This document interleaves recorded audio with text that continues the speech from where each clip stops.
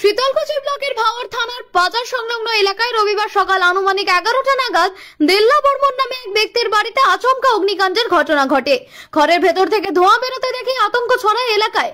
স্থানীয়দের প্রাথমিক অনুমান, বাড়ির বারান্দায় থাকা electric meter box short circuit হওয়াতেই আগুন ছড়িয়ে পড়েছে। বারান্দায় পাটকাঠি মজুত থাকার কারণে আগুন দাউ দাউ করে জ্বলতে থাকে। স্থানীয়দের তৎপরতায় আগুন নিয়ন্ত্রণে আসে।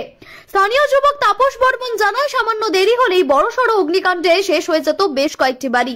সবাই মিলে দ্রুত নেমে পড়ায় আগুন নেভানো সম্ভব হয়েছে।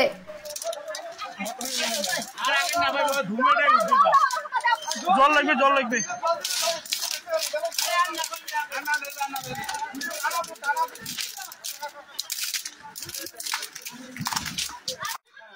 আগুন কিভাবে লাগলো? মিটার থেকে লাগছে।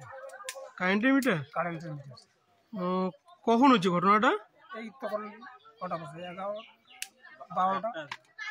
12টার দিকে না? আচ্ছা আচ্ছা। আগুন পরে কিভাবে নেভালেন? পরে যে লোকজন জমা হলো,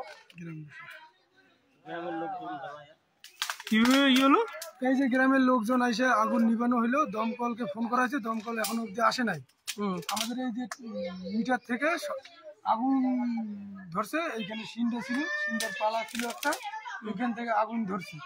এখন দমকলকে ফোন করেছে, দমকল এখনো আসে না। তারপরে গ্রামবাসী সবাই ছুটে আসছে। আসার পর ওইখানে দুটো টিউবওয়েল আছে, টিউবওয়েল থেকে জল উঠে হাতে হাতে তারপরে আগুন নিয়ন্ত্রণে আনা হয়েছে। ক্ষয়ক্ষতি কি কিরকম হয়েছে? ক্ষয়ক্ষতি কিছু হয়েছে? ক্ষয়ক্ষতি এমন একটা কিছু হয় নাই।